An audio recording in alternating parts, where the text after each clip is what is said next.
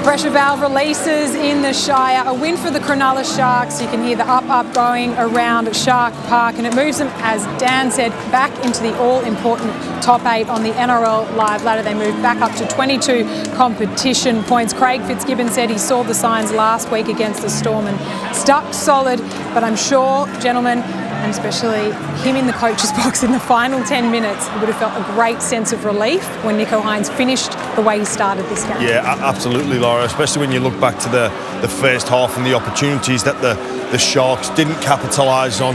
It would have been nervy moments as well, where Jeremy Marshall-King going so close. What an effort play from Toby Rudolph. That is a special play. That will be celebrated in that Sharks dressing room after the game, and it'll be highlighted again in the review sessions that will take place early next week.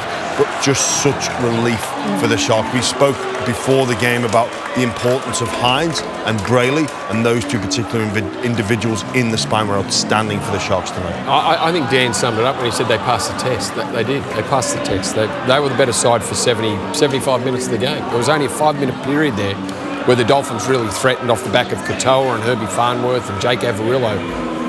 But that 5 minutes was almost enough to snatch victory. Yeah. Like, Jeremy Marshall-King gets that ball first, well, all of a sudden the Dolphins are in the lead and the Sharks are in trouble. But Nicho started the game in a decisive manner, and he finished that way. In between that, Jimmy's mentioned Blake Brayley, who was outstanding. Both back rowers were terrific, really, and they got input from everyone. And as they normally do, when the Sharks go well, the back five are heavily involved in getting them out of trouble and good things. But that's a win that they desperately needed, and that puts them back in the 8. Craig Fitzgibbon spoke early before the game, didn't he, about the back end of the Melbourne game where they felt they were in it until the last sort of 15, 20 minutes. Well, they've been building the Sharks. They had a 40-minute period against the Broncos where they were very good, and then that blew out to 60 against Melbourne last week, and now this week they've played 75 minutes, so they're nearly there, the Sharks. But it was they just had to win tonight. We said that before the game. They just had to come here and win tonight, and they've done that up against a Dolphin side that's pretty much depleted, really. They've got 5 or 6 of their better forwards not playing, and no Hammer playing as well because of Origin, so they needed to win tonight. Yeah, I think Coach Fitzgibbon will be really pleased with the defensive efforts as well. Yeah. Of the Cronulla Sharks, and they executed the plan. They frustrated the Dolphins when they had some good field position. And I think for the Sharks, look at their next couple of fixtures, their next block of 4. Roosters, a team in a similar predicament, and then it's Souths, Cowboys, Dragons. They can really look to build some form going into the finals, and it started this evening. And still a bye up their sleeve, which can help. There was no excuse for them tonight, though. The importance of the game, I think we stressed before prior that it was at home with a full-strength team. Tommy Hazelton, KL Ero, the only players missing that would be part of the 17, and it was a win they just had to have, and pretty impressive for most of it. And our smart play of the day, brought to you by Complete Home Filtration, without a doubt has to go to Toby Rudolph with perhaps the save of the season, because this was season almost on the line for the Sharks, and it will be one that poor Jeremy Marshall-King will not want to look back on. Well, Jeremy Marshall-King ran past Toby Rudolph, so and Marshall-King, I think, with the dead ball line coming up very quickly, thought, I won't dive full length, but maybe he'd like that over again. I think, for me, look at the reaction of Sean O'Sullivan, who he wants to say, you got it right. You got it right. What just happened in that moment there, but Marshall-King definitely would want that back. He should have done better. He should have scored. But how much credit to Toby Rudolph? Like, he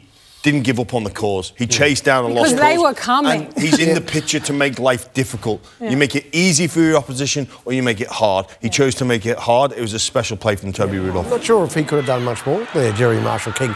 The ball was bouncing awkwardly. He thought he had time and space, but as you know, in our game, that so rarely easy from happens. here, right? And he got a shock. Superman coming behind you with a cape on. Yeah. It's like a goal save in the football world over in England. Like That is just sensational. That's magnificent, competing for the ball. I just think the fact that he ran past Rudolph, I thought, oh, he's going to score here. Well, he assumed Rudolph was going to give up. Yeah. I think he thought he had way more time to allow the bounce, catch instead of. Look, it's easy here. I get the degree of difficulty, and he should have scored, but he didn't. Yeah, and we know Toby Rudolph. He will love that. His coach will love it as well. Yeah, he will, based on the defensive efforts they've put in. Well, that's more like the Sharks, isn't it? We've known for the last few years with their defence, they pride themselves on the defence, and tonight they were good. Just to hold the Dolphins out to 12 points was a very good effort, considering the amount of points that the Dolphins have scored. So, yeah, they'd be happy with that as well. I love seeing that from front rowers. On play 5, front rowers, we see Lindsay Collins, for me, is the best in the competition. He's the best play 5 defensive front rower. I'm going to throw Payne Haas in there. Payne Haas, always in the picture. They go just in case an opportunity arises. So we see it with a lot of support play with attack, but the last play, when a ball is kicked, the job isn't over until you get the ball back, and that's a big play from Toby Rudolph, and it epitomises what you should be doing. It was great. Yeah. Well, KFC FLG MVP for this game had to go to the Cronulla Sharks dummy half, Blake Brayley. Now, if we were looking at ways that Craig Fitzgibbon was going to unlock the confidence in this team, it seems that he's at the heart of it, because when he started the game and got them on a roll, that's when they looked at their most lethal and their most dangerous tonight. That's how they started, and I keep going back to the game against the Broncos, because they blew the Broncos out of the water. It was on the back of this guy's work out of dummy up. He had a run in the first set and straight away sent a message to the Broncos and his teammates, well, I'm in this game today, I'm going to run the ball out of dummy half. And he's got good deception as well. He's a very, not so much underestimated player, but a very important player in this Shark side. And when he's running the ball, I think Dan said it in commentary, if he has more than 5 runs a game, the Sharks win 80% of their games. So. Underrated. Yes, I agree, Kev. And he started the game like that against the Dragons too. He opened up the Dragons very early in the piece.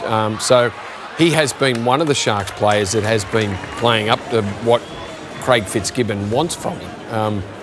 But tonight he was outstanding. Do you feel, though, as if the Sharks players are still a step behind him, though? Yeah, absolutely. So watching it live, I was screaming for Kennedy and the likes to be in there, in and around that ruck recognition. So we have the dummy half of, they all know about ruck recognition. They know when they look at the cues, the one marker, a slightly off-centred marker, and they're going to take that opportunity. But I think that the Sharks, they still need to progress how they attack when Brayley runs, because he's getting through half gaps. You've got McInnes pushing up, but I would like to see more of those support players. It's the job of the halves, James, isn't it? It's the halves and your fullback. Halves have got to be. You've got to push up through there on every occasion, just in case. Like Toby Rudolph, just in case. Well, they've got to be there just in case. They've got to react.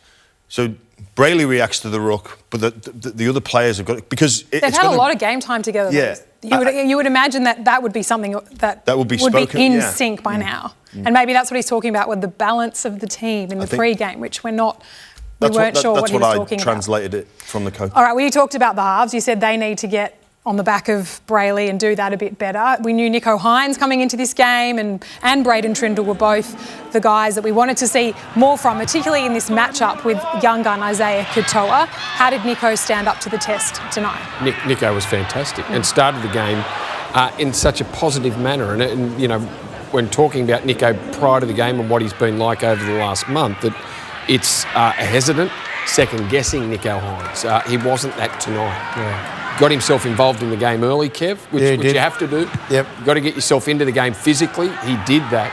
He ran the ball very early in the piece and he kept running the ball too. And started, in fantastic fashion and finished with a bang as well. Yeah, the thing I like, Brandy, close to the line, when they got into scoring opportunities, he wanted the ball in his hands and he scored 2 tries himself and laid on another one late in the game. So that's good when you're half. Just simple plays. That's his game, isn't it? That's his game right there, that try.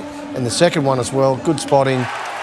Sees the Dolphins winger in off his line, long ball over the top. That's the Nicho Hynes we know. When he sees weaknesses in the defence and he goes after it. Probably one of his best games all year. Yeah, definitely. For Nicho. Yeah. Yep. And that's all they need sometimes to flick that switch, you would hope. Good time of the year to have it. Yeah. Now we're in that run into the finals. That's couldn't have been a better time because they needed it desperately. All right, Will Kennedy at the back ran for over 200 metres. He had a couple of long-range runs throughout the game. He also had a moment at the back end there where the Dolphins were coming for them and Herbie Farnworth was allowed to sort of run riot a bit. What did you make of the Sharks fullback tonight? I thought he was arguably the most dangerous player with the ball in the first half. I thought his footwork and his speed really threatened the Dolphins every time he carried the ball. So I thought he was very good. There was a couple of moments he'd like back again, but not everyone has a perfect game. But I really thought he played well. So they're not going to are they not re-signing him? Is that what's happening? I think he's a free agent at the moment, Kevin. Why would they? I mean, I think he's a very good player. I mean, unless they've got someone else in mind to come in there, I don't know what their plans are, but to me, he looks like a pretty good player.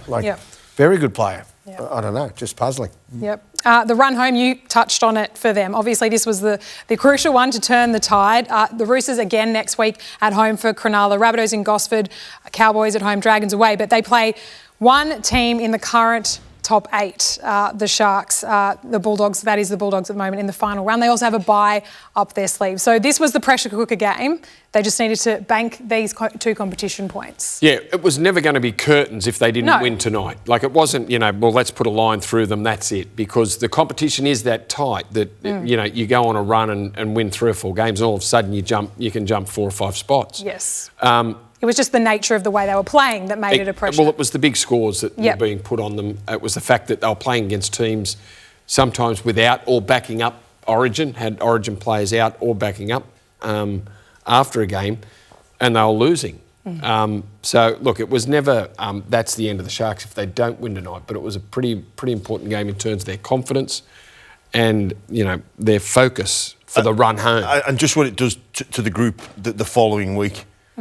This win after a run of poor results and poor performances, the mood in the camp and the mood in the week at training is so much better versus if they lost that game, then even more soul searching. Well, you just saw the reaction of Nicho Hynes when he scored his tries. Yeah, that's priceless. That is priceless for the team. Yeah. Well, the Dolphins, they came into this game scoring half centuries every other week. We know that they had a number of positional changes given the injury to Cody Nikorima and no Hamiso Tabuai-Fidow, but they still had a number of standouts in this game and they were well and truly in it till the last few minutes. Our VB hardest working player from the game, and it belongs to their superstar centre, Herbie Farnworth. He almost pulled this one from the fire single-handedly with what he did in the last 15 minutes. Yeah, Herbie was a threat, wasn't he, for most of the game. And they struggled. The Dolphins struggled tonight with the ball. And credit to the Sharks' defence, it was rushing. They gave them very little time. That was a brilliant pass there by Herbie. But he couldn't have done much more. And in that period where they were brilliant, well, this is a run. This is Goodness me. Yeah. Here he comes down that short side. And this isn't luck from Herbie. I know firsthand he works really hard on his game. He does this little drill with his footwork and speed, and he would do it after every training session and spend 5, 6, 7 minutes on this, and I used to just watch him intently, and the amount of detail that goes into his work, that's exactly what he does on the field, James, isn't it? Exactly. Kevin, I love that you've brought this up because it's consistent application to those little things. Yep. Like Herbie Farnworth takes time after every session. He's been doing it for years, and just because he's one of the best centres in the NRL doesn't mean that he stops. It's a great lesson. You don't get bored with the basics. It's basic footwork drills that he does. He never gets bored with doing those basics. He's never happy or content with his standing in the game as one of the world's best centres. He keeps on doing it because he knows it delivers results. And I think tonight I got the sense that Farnworth knew that they were missing plenty of strike. And he grabbed knew the ball he by had the horns.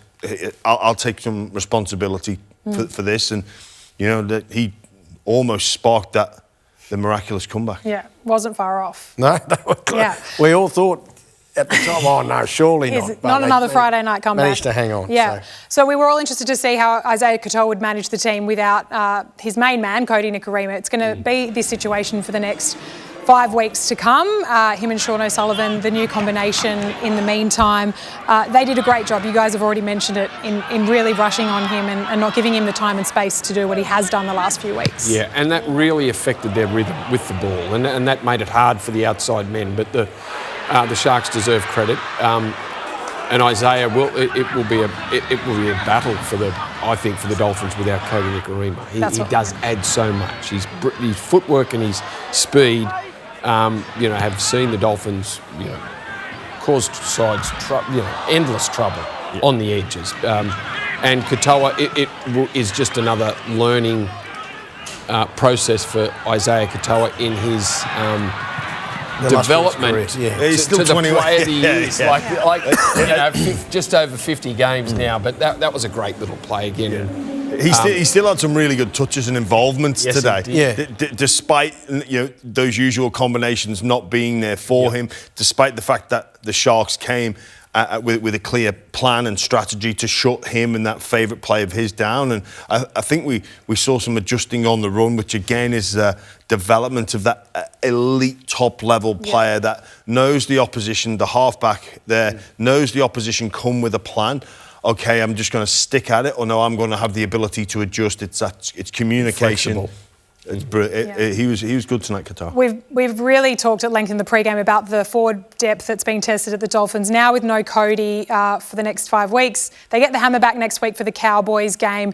Does this change your assessment of whether or not they can push for finals? Yes, they're still in the hunt, but knowing that Cody's not going to be there and what you saw tonight. I think it might catch up on them. I think the fact that the forwards, it's 4 or 5 key forwards that are missing Bostock's out as well, isn't he? He's missing from the wing. So before that, I was pretty confident that before Cody's injury that I thought the Dolphins are likely to play finals this year. I think there's so much around them at the moment that aren't in the trouble they are in terms of putting their best 17 on the field. I think it's going to be really tough for them.